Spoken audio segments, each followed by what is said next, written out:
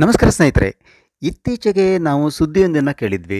ದಕ್ಷಿಣ ಕನ್ನಡ ಮೂಲದ ವ್ಯಕ್ತಿಯೊಬ್ಬರು ನಾಗಲಿಂಗ ವೃಕ್ಷದ 5 ಸಸಿಗಳನ್ನು ಅಯೋಧ್ಯೆಗೆ ಕಳಿಸಿಕೊಟ್ಟಿದ್ದರು. ಇವುಗಳನ್ನು ಅಯೋಧ್ಯೆಯ ರಾಮ ಮಂದಿರದ ಸುತ್ತಮುತ್ತ ನೆಟ್ಟಿರುವುದಾಗಿ ಅಲ್ಲಿನ ಅಧಿಕಾರಿಗಳು ಹೇಳಿರೋ ಬಗ್ಗೆ ವರದಿಯಾಗಿತ್ತು. ಹಾಗಾದರೆ ಈ ನಾಗಲಿಂಗ ವೃಕ್ಷ ಅಂದರೆ ಯಾವುದು?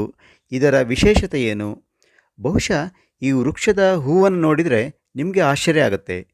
ಈ ಹೂವಿನಿಂದ, ಮರದಿಂದ ಏನಾದರೂ ಉಪಯೋಗಗಳಿದಾವ? ಹೀಗೆ ಎಲ್ಲ ವಿವರಗಳನ್ನು ಈ ವಿಡಿಯೋದಲ್ಲಿ ನಿಮಗೆ ತಿಳಿಸ್ಕೊಡ್ತಾ ಇದ್ದೀನಿ. ಈ ವಿಡಿಯೋವನ್ನು ಎಲ್ಲೂ ಸ್ಕಿಪ್ ಮಾಡದೆ ಕೊನೆವರೆಗೂ ನೋಡಿ.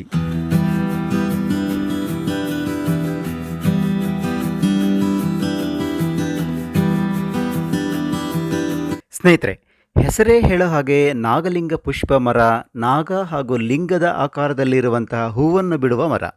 ಇದನ್ನು ಶಿವಲಿಂಗ ಪುಷ್ಪ, ಮಲ್ಲಿಕಾರ್ಜುನ ಪುಷ್ಪ, ಶಿವಕಮಲ, ನಾಗಚಂಪ ಅಂತ ಕೂಡ ಕರೀತಾರೆ.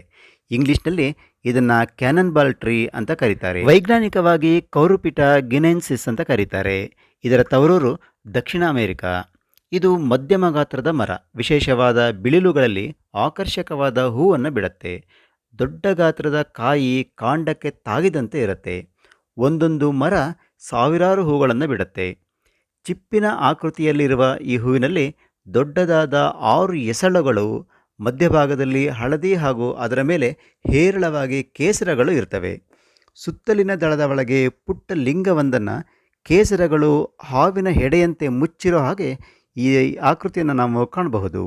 ಹೂ ಬಿಟ್ಟಾಗ ರಾತ್ರಿ ಇಡೀ ಹಾಗೂ ಮುಂಜಾನೆಯಲ್ಲೂ ಕೂಡ ಹೂವಿನ ಪರಿಮಳ ಸುತ್ತೆಲ್ಲ ಹರಡ್ಕೊಂಡಿರುತ್ತೆ. ಇದರಲ್ಲಿ ಸುವಾಸನೆ ಇದ್ದರೂ ಯಾವುದೇ ಮಕರಂದ ಇಲ್ಲ. ಹಾಗಿದ್ದರೂ ಕೂಡ ಜೇನು ಇದರ ಸುವಾಸನೆಗೆ ಆಕರ್ಷಿತವಾಗಿ ಮರದ ಸುತ್ತ ಗೂಡು ಕಟ್ಟುತ್ತೆ. 100 ಅಡಿಗಳವರೆಗೂ ಮರ ಬೆಳೆಯಲಿದ್ದು ಕಾಂಡದಲ್ಲಿ ಹೂವು ಬಿಡೋದು ಈ ಮರದ ಮತ್ತೊಂದು ವಿಶೇಷತೆ. ಇದರ ದೊಡ್ಡ ದೊಡ್ಡ ಕಾಯಿಗಳು ಕಂದು ಮತ್ತು ಬೂದು ಬಣ್ಣದಲ್ಲಿ ಇರ್ತವೆ. ಹೂವು ಹಣ್ಣಾಗೋದಕ್ಕೆ ಸುಮಾರು 1 ವರ್ಷಗಳಷ್ಟು ಕಾಲವನ್ನು ತೆಗೆದುಕೊಳ್ಳುತ್ತೆ. ಆದರೆ ಈಗ ಈ ಮರದ ಸಂಖ್ಯೆ ಕಡಿಮೆ ಆಗ್ತಾ ಇದೆ. ಇದಕ್ಕೆ ಮುಖ್ಯ ಕಾರಣ ಅಂತಂದರೆ ಮರದ ಕಾಂಡದ ಬಳಿಯಲ್ಲೇ ಹಣ್ಣುಗಳು ಬೀಳೋದ್ರಿಂದ ಕೊಳೆತು ಹೋಗ್ತವೆ. ಈ ಹಣ್ಣುಗಳ ಚಿಪ್ಪು ಗಟ್ಟಿಯಾಗಿ ಇರೋದ್ರಿಂದ ಹಣ್ಣು ಒಡೆಯದೆ ಬೀಜಗಳು ಒಳಗೆ ಉಳ್ಕೊಂಡ್ಬಿಟ್ಟು ಮೊಳಕೆ ಒಡೆಯದೆ ಹೊಸ ಸಸ್ಯಗಳಾಗದೇ ಇರೋದು ಕೂಡ ಈ ಮರಗಳ ಸಂಖ್ಯೆ ಕಡಿಮೆ ಆಗೋದಕ್ಕೆ ಒಂದು ಕಾರಣ.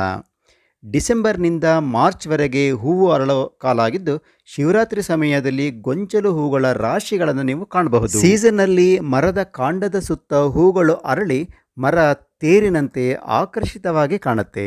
ಈ ಮರ ಸುಮಾರು 80 ವರ್ಷಗಳವರೆಗೂ ಬದುಕತ್ತೆ. ಹಾಗಾದರೆ ಇಷ್ಟೊಂದು ಆಕರ್ಷಕವಾದ ಹೂವನ್ನು ಬಿಡುವಂತಹ ಈ ನಾಗಲಿಂಗ ಪುಷ್ಪ ಮರದಿಂದ ಏನಾದರೂ ಉಪಯೋಗಗಳಿದಾವ ನೋಡೋಣ ಬನ್ನಿ. ನಮ್ಮ ದೇಶದಲ್ಲಿ ಈ ಮರಕ್ಕೆ ಸಾಂಸ್ಕೃತಿಕ ಮತ್ತು ಧಾರ್ಮಿಕ ಮಹತ್ವ ಇದೆ.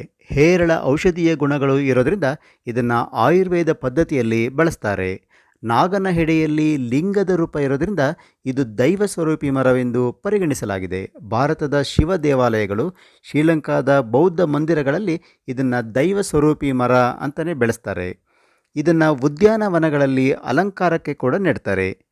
ಅಧಿಕ ರಕ್ತದೊತ್ತಡ, ಗೆಡ್ಡೆಗಳು, ನೆಗಡಿ, ಹೊಟ್ಟೆ ನೋವು, ಚರ್ಮದ ಗಾಯಗಳು, ಮಲೇರಿಯಾ, ಹಲ್ಲು ನೋವು ಮತ್ತು ಉರಿಯೂತಕ್ಕೆ ಚಿಕಿತ್ಸೆ ನೀಡೋದಕ್ಕೆ ನಾಗಲಿಂಗ ಪುಷ್ಪದ ಬೇರು, ತೊಗಟೆ ಮುಂತಾದ ಭಾಗಗಳನ್ನು ಬಳಸ್ತಾರೆ. ಪರ್ಫ್ಯೂಮ್ಸ್ ಮತ್ತು ಕಾಸ್ಮೆಟಿಕ್ಸ್ನಲ್ಲಿ ಕೂಡ ಇದರ ಬಳಕೆ ಮಾಡ್ತಾರೆ.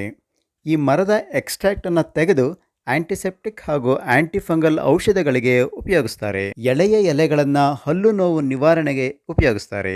ಅಷ್ಟೇ ಅಲ್ಲ, ಸೋಡಾ ತಯಾರಿಕೆಯಲ್ಲೂ ಇದನ್ನು ಬಳಸ್ತಾರೆ. ಕ್ಯಾನನ್ ಬಾಲ್ ಸೋಡಾ ಅಂತಲೇ ನಿಮಗೆ ಸಿಗತ್ತೆ. ನಿಮಗೆ ಆನ್ಲೈನ್ನಲ್ಲಿ ಇದರ ಬೀಜ ಹಾಗೂ ಸಸಿ ಸಿಗತ್ತೆ. ನೀವು ಬೇಕಿದ್ರೆ ಬೆಳೆಸ್ಕೊಳ್ಬಹುದು. ಸ್ನೇಹಿತರೆ, ಈ ಮರದ ಹಣ್ಣುಗಳನ್ನು ತಿನ್ನಬಹುದಾ, ತಿನ್ನೋದಕ್ಕೆ ಯೋಗ್ಯವೇ ಅಂತ ನೀವು ಕೇಳಬಹುದು. ಪೂರ್ತಿಯಾಗಿ ಹಣ್ಣಾದ ನಂತರ ಅಂದರೆ ಕಳಿತ ಹಣ್ಣುಗಳನ್ನು ಮಾತ್ರ ನೀವು ತಿನ್ನಬಹುದು. ಅಂಡರ್ ರೈಪ್ ಅಂದರೆ ಅರ್ಧ ಹಣ್ಣಾಗಿರುವಂತಹ ಕಾಯಿಗಳನ್ನು ತಿಂದರೆ ಅಲರ್ಜಿ ಉಂಟಾಗಬಹುದು. ಬಾಯಿ ಹಾಗೂ ತುಟಿಗಳಲ್ಲಿ ಉರಿ ಕಾಣಿಸ್ಕೊಳ್ಬಹುದು. ಇನ್ನೊಂದು ವಿಶೇಷ ಅಂತಂದರೆ ಈ ಮರದ ಹೂಗಳು ಸುಗಂಧಯುಕ್ತವಾಗಿದ್ದರೂ ಕೂಡ ಹಣ್ಣು ಮಾತ್ರ ದುರ್ಗಂಧದಿಂದ ಕೂಡಿರುತ್ತೆ. ಕೆಳಗೆ ಬಿದ್ದ ಹಣ್ಣುಗಳ ಚಿಪ್ಪು ಒಡೆದು ಹೊರಬಂದಿರುವಂತಹ ತಿರುಳನ್ನು ಹಂದಿಗಳು ತಿನ್ನೋದನ್ನು ನಾವು ಕಾಣಬಹುದು. ನೋಡಿದರೆ ಸ್ನೇಹಿತರೆ, ಈ ನಾಗಲಿಂಗ ಪುಷ್ಪದ ಬಗ್ಗೆ ಅನೇಕ ಜನರಿಗೆ ಗೊತ್ತೇ ಇಲ್ಲ. ನೀವು ಹೊರಗಡೆ ಎಲ್ಲರೂ ಹೋದಾಗ ಈ ಮರ ಕಂಡ್ರೆ ಅಬ್ಸರ್ವ್ ಮಾಡೋದನ್ನು ಮರಿಬೇಡಿ. ಈ ವಿಡಿಯೋ ನಿಮಗೆ ಹೇಗನ್ನಿಸ್ತು? ಇಷ್ಟ ಆದಲ್ಲಿ ಒಂದು ಲೈಕ್ ಕೊಡಿ, ಕಾಮೆಂಟ್ ಮಾಡಿ ಹಾಗೂ ಈ ವಿಡಿಯೋವನ್ನು ಶೇರ್ ಮಾಡಿ. ಜೊತೆಗೆ ಜ್ಞಾನ ವಿಜ್ಞಾನ ಚಾನಲ್ಗೆ ಸಬ್ಸ್ಕ್ರೈಬ್ ಆಗಿ ಪಕ್ಕದಲ್ಲಿರುವ ಬೆಲ್ ಐಕಾನನ್ನು ಪ್ರೆಸ್ ಮಾಡಿ. ಇದರಿಂದ ನಾನು ರಿಲೀಸ್ ಮಾಡುವಂತಹ ಎಲ್ಲ ವಿಡಿಯೋಗಳ ನೋಟಿಫಿಕೇಷನ್ ನಿಮಗೆ ಸಿಗುತ್ತೆ. ಹೊಸದೊಂದು ವಿಡಿಯೋದೊಂದಿಗೆ ಮತ್ತೆ ಸಿಗ್ತೀನಿ. ಅಲ್ಲಿವರೆಗೂ ಬೈ ಬಾಯ್.